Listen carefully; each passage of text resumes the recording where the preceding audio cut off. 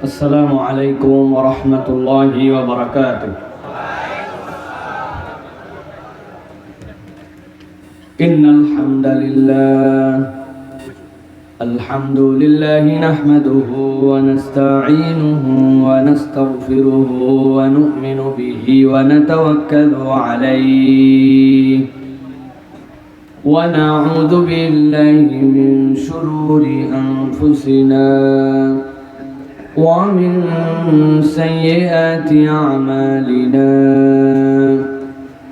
من يهد الله فلا مضل له ومن يضلل فلا هادي له، وأشهد أن لا إله إلا الله وحده لا شريك له، وأشهد أن سيدنا وحبيبنا وطبيب قلوبنا محمد الذي أرسله بالحق بشيرا ونذيرا وداعيا إلى الله بإذنه وسراجا منيرا. فقد قال الله سبحانه وتعالى في كلامه المجيد وفي فرقان الحميد: أعوذ بالله من الشيطان الرجيم. بسم الله الرحمن الرحيم.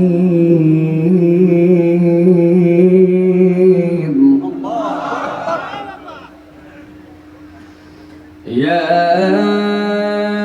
أيها الناس قد جاءتكم موعظة من ربكم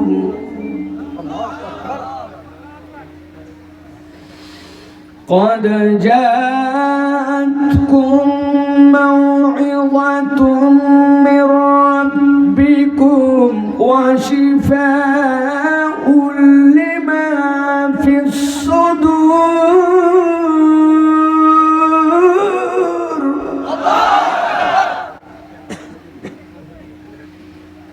وشفاء لما في الصدور وهدى ورحمة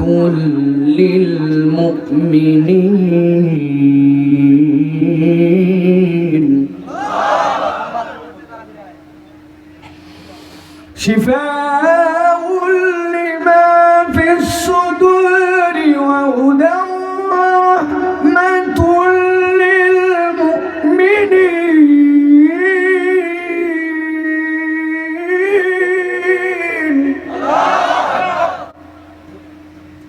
ورحمة للمؤمنين. وقال الله سبحانه وتعالى آمرا ومخبرا: إن الله وملائكته يصلون على النبي يا أيها الذين آمنوا صلوا عليه وسلموا تسليما.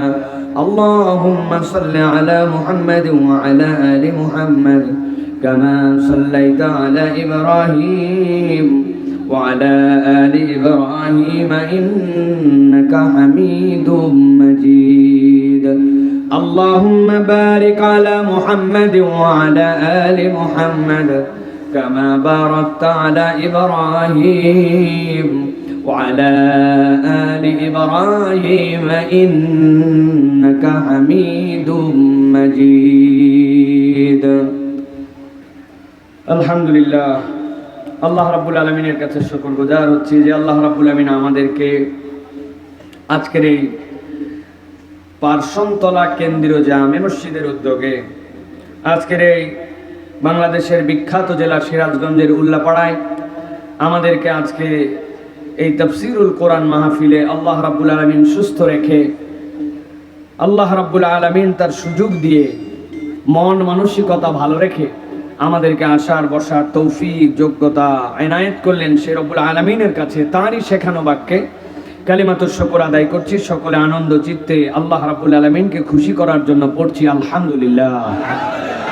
দরুদ এবং সালাম বর্ষিত হোক মানবতার মহান মুক্তির দূত আকা ইনামদার তাজেদারে মদিনা আপনার আমার প্রিয় রাসূল জনাবে মুহাম্মদুর রাসূলুল্লাহ সাল্লাল্লাহু আলাইহি ওয়াসাল্লামের প্রতি। আজকের মুবারক মজলিসের সুযোগ্য সম্মানিত সভাপতি জনাব মোহাম্মদ আব্দুস সামাদ মিয়া, প্রাক্তন চেয়ারম্যান 6 নং দুর্গানগর ইউপি।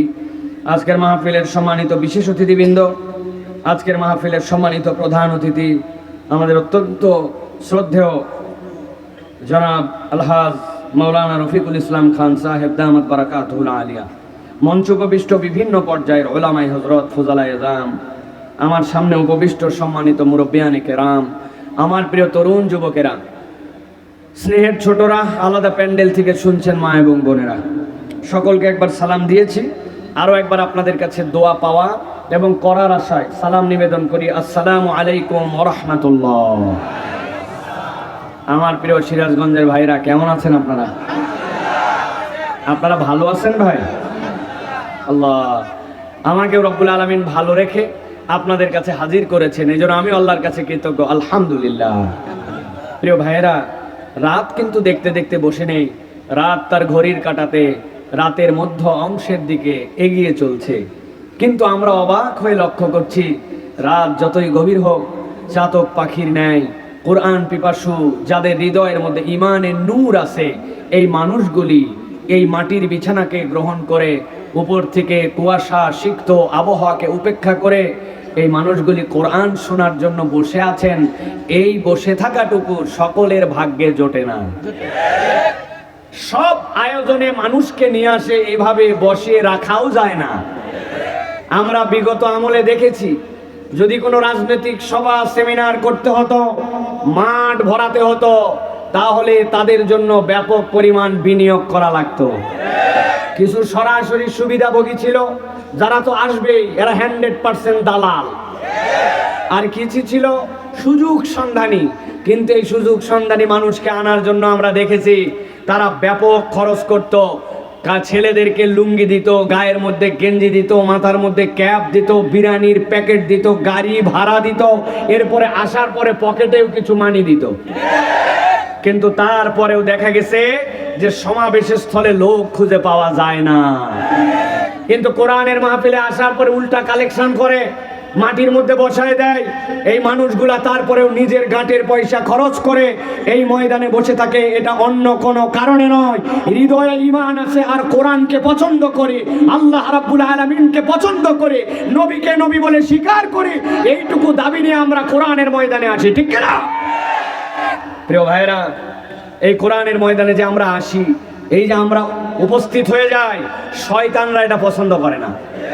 কথা বলতে হবে, শয়তান এটা পছন্দ করে না, মুনাফিকরা এটা পছন্দ। আপনারা অনেকেই মনে করতেছেন বাবা বিরাট বড় একটা অবস্থা পেয়ে গেছি, কিন্তু আপনারা জানেন না ভিতরে ভিতরে মুনাফিকি আর ষড়যন্ত্র চলমান আছে। কিন্তু আমরাও দ্ব্যর্থহীন কণ্ঠে জানিয়ে রাখতে চাই, এই দেশের 18 কোটি মানুষের মধ্যে 17 কোটি মানুষ এখন প্রায় এক কাতারে। যত ষড়যন্ত্রই হোক, আমরা আর ওই গুম খুন নির্যাতন, আমরাও আর আয়না ঘরের রাজনীতি এই বাংলাদেশে ইনশাআল্লাহ বাস্তবায়িত হতে দিব না। রাজি তো ইনশাআল্লাহ? এই স্পিড মনের মধ্যে ধরে রাখতে হবে। কিন্তু আমরা তো দেখি আমরা স্পিড ধরে রাখতে চাই, কিন্তু আমাদের মনের স্পিড কাজ করে না। কথা বলেন? এখন আপনার কাছে একটা মোবাইল আছে, বলছেন ভাই আমার মোবাইলের চার্জটা 10%-এর নিচে নেমে গেছে, তোর কাছে চার্জার হবে? বলছে হবে মানে, আমার কাছে 2-3টা চার্জার পড়ে আছে কয়েকটা। বলছে দে ভাই একটা। নিচে নিয়ে লাগানোর পরে যখন ঢুকাতে যাবে তখন দেখে ওটা পিন, কি পোর্ট, আর আপনার পোর্ট কি সি টাইপ, আপনার পোর্ট হচ্ছে ভিন্ন টাইপ, আর ওই জায়গায় আছে পিন। বলেন তো ভাই, পিনের চার্জার দিয়া অ্যান্ড্রয়েডের এগুলো মোবাইলে চার্জ হবে তো? ভাই এ মুরব্বী আন্দাজে করতেছেন কেন? আপনি আন্দাজে গিয়ে অ্যান্ড্রয়েডের কি বুঝতেছেন? ইয়াংদেরকে কথা বলতে হবে ভাই, টাইপ সি দিয়া আইফোনের চার্জার বাদ দিয়া পিন দিয়ে চার্জ হবে তো? ভালো করে বুঝেন, এখন আমরা সবাই মোটিভেশন ধরে রাখতে চাই, হৃদয়ের মধ্যে আবেগ ধরে রাখতে চাই, কিন্তু আমাদের আবেগ সকালে একরকম, বিকালে একরকম, এখন মাঠের মধ্যে একরকম, বের হয়ে যাওয়ার পর আরেক রকম। কারণ কি? কারণ হচ্ছে সঠিক চার্জার আমি আমার অন্তরের মধ্যে লাগাতে পারি নাই। সঠিক চার্জার যদি না থাকে, চার্জ যদি সঠিকভাবে না উঠে, তাহলে দিনে দিনে এটা ফুরাবে, এইটা কখনো আস্তে আস্তে করে আগাবে না। ভালো করে খেয়াল করেন আল্লাহ রাব্বুল আমিন কি বলছেন। আল্লাহ রাব্বুল আমিন বলছেন, ইয়া আইয়ুহান নাস, ও দুনিয়ার মানুষেরা ভালো করে জেনে রাখো, কদ জাআতকুম মাউইযাতুম মির রাব্বিকুম, আল্লাহর পক্ষ থেকে তোমাদের কাছে একটা মাউইযা এসেছে, তোমাদের কাছে একটা উপদেশ এসেছে, তোমাদের কাছে একটা প্রেসক্রিপশন এসেছে। এলাকার কোনো মানুষ যদি অসুস্থ হয়, ডাক্তার দেখানোর জন্য যদি যায়, আপনি যদি কখনো প্রেসক্রিপশন দেখে থাকেন, মিলাই দেখেন আমার কথার সাথে, প্রেসক্রিপশনের বাম পাশে একটা টান দিয়ে আলাদা করা আছে চিকন একটা লাইন, ওই বাম পাশে আপনার কি কি রোগ ওইগুলা ডাক্তার যতটুকু বুঝেছে, বুঝার পরে আপনার যে রিপোর্টগুলো আছে ওই রিপোর্টগুলো বাম পাশে ডাক্তার নোট করে রেখে দিয়েছে, আর ডান পাশে RX লেখা আছে, তার নিচ থেকে আপনার প্রেসক্রিপশন করা শুরু করছে। আপনার প্রেসক্রিপশনে 4টা বিষয় থাকে, আপনি কোন ওষুধ খাবেন, কতদিন পর্যন্ত খাবেন, খাওয়ার আগে খাবেন না পরে খাবেন, আপনার ওষুধটার পাওয়ার কত হবে, আপনার প্রেসক্রিপশনের মধ্যে এটা লেখা থাকে কিনা। আল্লাহ রাব্বুল আমিন বলছেন, কদ জাআতকুম মাউইযাতুম মির রাব্বিকুম, আল্লাহর পক্ষ থেকে তোমাদের কাছে এরকম একটা প্রেসক্রিপশন এসেছে, ওই প্রেসক্রিপশনটার নাম হচ্ছে কোরআন। আল্লাহ রাব্বুল আমিন আপনাকে বলতেছেন, ও বান্দা, দুনিয়াতে তোমার যত ধরনের রোগ হয়, সব রোগের জন্য তোমাদের ডাক্তার আছে। তোমার গায়ের মধ্যে চুলকানি, ডার্মোলজিস্ট যে ডাক্তার, তার কাছে তুমি চলে যাও। তোমার বুক ব্যথা, তোমার বক্ষ ব্যাধির ডাক্তারের কাছে যাও। তোমার বাচ্চাটা ছোট অসুস্থ, ওই ছোট বাচ্চার জন্য তুমি পেডিয়াট্রিক হাসপাতালে যে শিশু রোগ বিশেষজ্ঞ দেখাও। তোমার পা ভেঙে গেছে, সাথে সাথে হাড়জোড় বিশেষজ্ঞ ডাক্তার দেখাও। কিন্তু আল্লাহ বলছেন, এই কোরআন তোমার সব জায়গার জন্য ডাক্তারি করবে না, কোরআনের একটা স্পেসিফিক ডাক্তারি আছে। আল্লাহ বলছেন সেইটা হচ্ছে কোরআন হচ্ছে তোমার অন্তরের জন্য ডাক্তার। আল্লাহ রাব্বুল আমিন বলছেন, কদ জাআতকুম মাউইযাতুম মির রাব্বিকুম ওয়া শিফাউল লিমা ফিস সুদূর। আমার রাব্বুল আমিন বলছেন, এই দুনিয়ার মানুষ, এই কোরআন হচ্ছে তোমার অন্তরের ডাক্তারি, শিফাউল লিমা ফিস সুদূর। অনেকে জিজ্ঞাসা করতে পারেন, হুজুর, অন্তর আমার যদি কোরআন দিয়ে ঠিক হয় আর যদি না হয়, তাহলে আমার সমস্যাটা কোথায়? আমি তো দেখতেছি ভালোই চলাফেরা করতেছি, আমার অন্তর ঠিক আর ব্যাঠিক, আমার কেমনে তাহলে উপকার কি আর অপকার কি? ছোট্ট একটা উদাহরণ দিয়ে বুঝাই, আপনার অন্তর হচ্ছে জান্নাতে যাওয়ার জন্য ফিটনেস সার্টিফিকেট। বুঝেন নাই? আন্দাজে ঠিক বলেন না, ভালো করে আগে বুঝাই, কথাগুলা গভীর মনোযোগে বোঝেন। আপনার এলাকায় সিরাজগঞ্জের একটা ছেলে SSC-তে ফার্স্ট ডিভিশন, HSC-তে first division, golden A+, 6 feet লম্বা, এলাকার সবাই জানে, অত্যন্ত মেধাবী, অত্যন্ত ভালো ছেলে, দেখতে শুনতে দেখার মতো। থানা কোর্ট কাছারিতে কোনো কালেই তার নামে কোনো মামলা নাই, কেস নাই, কিচ্ছু নাই। হঠাৎ করে বিজ্ঞাপন দেখছে পেপারের মধ্যে, সেনাবাহিনীর মধ্যে সেকেন্ড লেফটেন্যান্টে লোক নিবে, সেকেন্ড লেফটেন্যান্ট, কমিশন র্যাঙ্কে একজন লোক নিবে। সেকেন্ড লেফটেন্যান্টে কেউ যদি ঢোকে, আল্লাহ যদি তার যোগ্যতা মেধা দান করেন, তাহলে সে চাইলে জেনারেল পর্যন্ত হয়ে যেতে পারে। উনি মনটা করছে, কি কি যোগ্যতা চাইছে দেখি তো। লেখা আছে, উভয় পরীক্ষাতে সেকেন্ড ডিভিশন লাগবে, কমসে কম 5 ফিট 6 ইঞ্চি হাইট লাগবে। আর কি যোগ্যতা? থানার থেকে ক্লিয়ারেন্স লাগবে, কোনো ফৌজদারি মামলা থাকা চলবে না, সাথে সাথে শারীরিকভাবে ফিট হতে হবে। ওই ছেলে বলছে, বেটা 5 ফিট 6 ইঞ্চি চাইছে, আমি 6 ফিট লম্বা, সেকেন্ড ডিভিশন চাইছে, আমি ফার্স্ট ডিভিশন। থানা কোর্ট কাছারিতে আমার বাপ দাদার 14 গোষ্ঠীতে কোনো ফৌজদারি মামলায় রায় হয় নাই। কাগজপত্র জমা দিয়ে দিছে, ওখান থেকে মেসেজ আসছে, অমুক তারিখে ঢাকা সদর ক্যান্টনমেন্টে যাবা, যাওয়ার পরে সেখানে তোমার জন্য নিয়োগের প্রক্রিয়া শুরু হবে, কাগজপত্র নিয়ে চলে আসবা। ওই ছেলে এলাকাবাসীর দোয়া নিয়ে ঢাকায় চলে গেছে। যাওয়ার পরে প্রথমে বলছে, তোমার কাগজ দেখাও। কাগজ দেখে বলছে, চাইছিলাম সেকেন্ড ডিভিশন, বেটার সবগুলা ফার্স্ট ডিভিশন ওকে। এবার বলছে, যাও ক্লিয়ারেন্স দেখাও। থানা ক্লিয়ারেন্স দেখেন, থানার থেকে প্রত্যয়নপত্র নিয়ে গেছে, থানা ক্লিয়ারেন্স হয়ে গেছে। এবার বলে পরবর্তী স্টেপে যাও।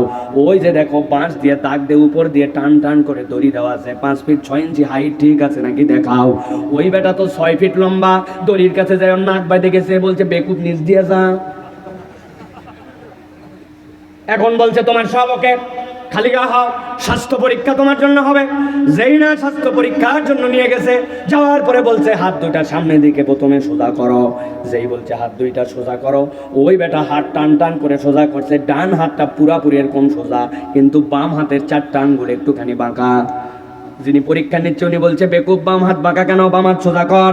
সাথে সাথে বলতেছে স্যার আমি অনেক চেষ্টা করছি, কিন্তু জন্ম থেকেই আমার 4টা আঙ্গুল হালকা একটু বাঁকা। বুঝে থাকলে সিরাজগঞ্জের মানুষ মাথা খাটাই উত্তর দেন। সবগুলা ফার্স্ট ডিভিশন, 6 ফিট লম্বা, থানা কেসকামারি কিছু নাই, দেখতেও বিশাল সুন্দর।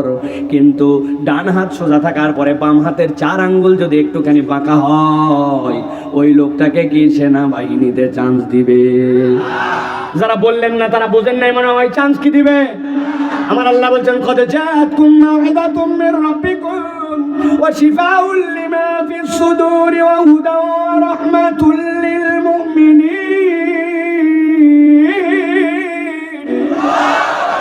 এই দুনিয়ার মানুষ, আমি রব্বুল আলামিন তোমার দেখবো না, তুমি সাদা না কালো, তুমি ধরি না গরিব, তুমি বাংলাদেশি না সৌদি আরবের, আল্লাহ দেখবেন না। নবী বলছেন ইজা সলুহাল জাসাদু কুল্লু ওয়া ইজা ফাসাদাল জাসাদু কুল্লু। ও বান্দা, তোমার অন্তর যদি ঠিক হয়ে যায় তোমার সব ঠিক, আর তোমার অন্তর যদি না ঠিক হয়, কত টাকা, কত পয়সা, কত ক্ষমতা, আল্লাহর কাছে কোনো দাম নাই। এই অন্তর দুনিয়ার কিছু দিয়ে ঠিক হয় না, আল্লাহর কোরআন দিয়ে অন্তর ঠিক করা লাগে।